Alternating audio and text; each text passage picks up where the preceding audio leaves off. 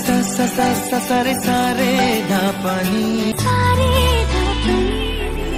सा सा सा सा सारे सा सा सा सा सारे प्रेमेर काहिनी। Hello friend, good morning. বাস ক্রিয়েশনে তোমাদের সকলকে অনেক অনেক স্বাগত, অনেক অনেক ভালোবাসা। নতুন সকালে নতুন দিনে নতুন একটা ভিডিও নিয়ে চলে এসেছি। আজকে সকালটা বেশ মেঘলা মেঘলা হয়েই আছে আর ভালোই বৃষ্টি হচ্ছে।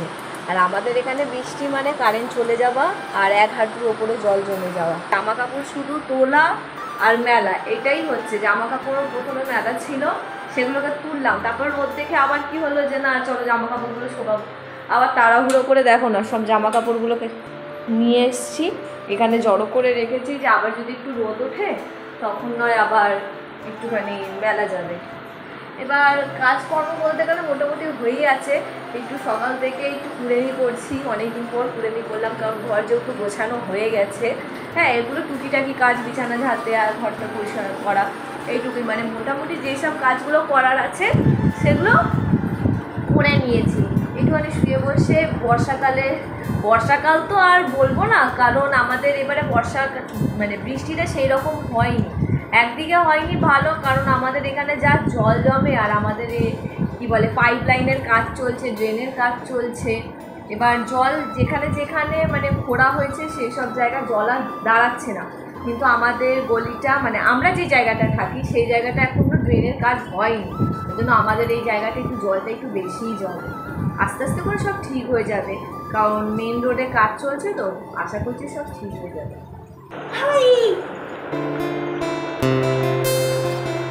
বর্ষাকালের সবথেকে বড় সমস্যা হচ্ছে জামা কাপড় কেচে শুকাতে দেওয়া।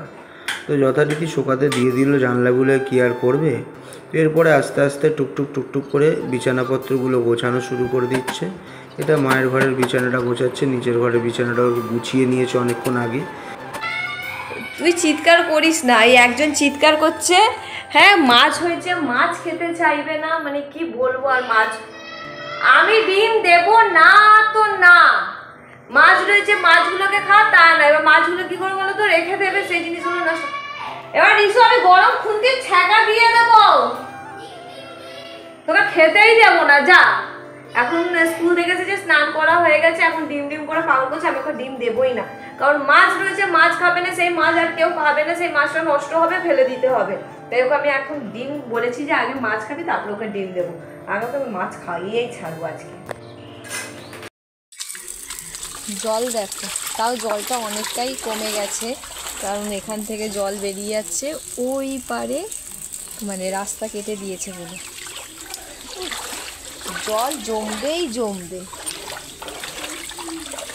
চলে চ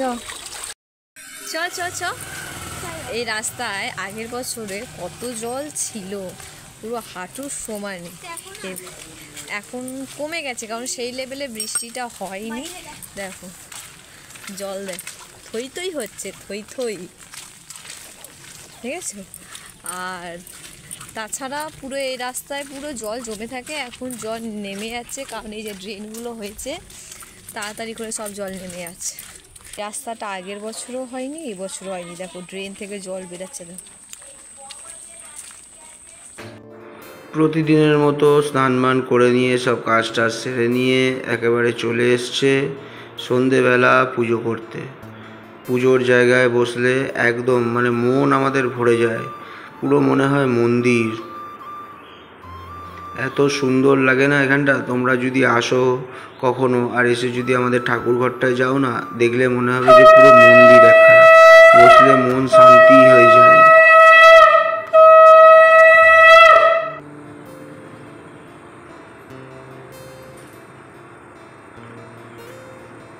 তো পুজো টুজো করার পরে রিম্পা এবারে বাসনপত্র গোছাতে চলে গেছে। এটাও বিরাট বড় একটা কাজ, এটা প্রতিটা গৃহিণীর কাজ, তোমরা সকলে করো। তো আমার ঘরের এই যে ছোটোখাটো যে গৃহিণীটা রয়েছে সেও করছে। তো সকাল থেকে এত কাজ করে মানে সন্ধে অবধি টাইম পায় না। তারপরে আবার রিশুকে নিতে যাওয়া পড়ার থেকে। তো এই যে দেখো কুকুরের জন্য, আমাদের বাড়ির সামনে যে কুকুরগুলো রয়েছে ওদের জন্য খাবার যেটা বেঁচে থাকে, আমরা পুরো সারাদিন যা ভাত বেঁচে থাকে পুরো ওদেরকে দিয়ে দেওয়া হয়।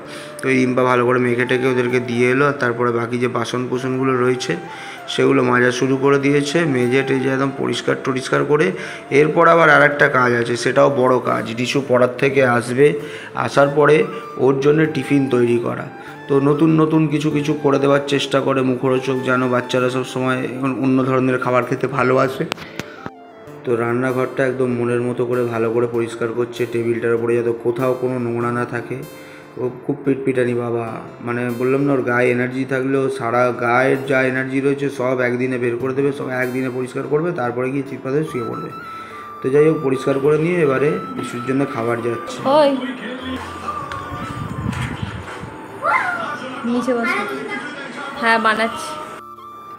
ওইটা শুধুমাত্র বিস্কুট আর দুধটা ওর প্রোটিনের জন্য দেওয়া হলো। এরপর একটু মুখরোচক তো কিছু বানাতে হবে, নাহলে রাত্রির অবধি চলবে কী করে সন্ধ্যেবেলা থেকে। তো সন্ধ্যেবেলা মানে কিছুক্ষণ পরেই আবার রুটি খাবার টাইমও হয়ে যাবে। ওরা এমন টাইমেও রিশু পড়ে আসে, তারপরে যে এমন টাইমেও খায়, এবারে রাত্রে করে তারপরে অল্প রুটি খায়, খাবার খায়, দিয়ে শুয়ে পড়ে। তো যাই হোক, রিম্পাই যে বানাচ্ছে দেখো, পাউরুটির পকোড়া বানাবে। তো ঘরে ডিম ছিল, আর একটা ডিম ফেটে গেছে, ওটা কী কারণে ফেটেছে সেটা রিম্পা তোমাদেরকে বলবে। তো সব কিছু দিয়ে এদিকে গুড়িয়ার সাথে ও দিদির সাথে ফোনে গল্প করতে করতে আর এদিকে পকোড়া বানাচ্ছে।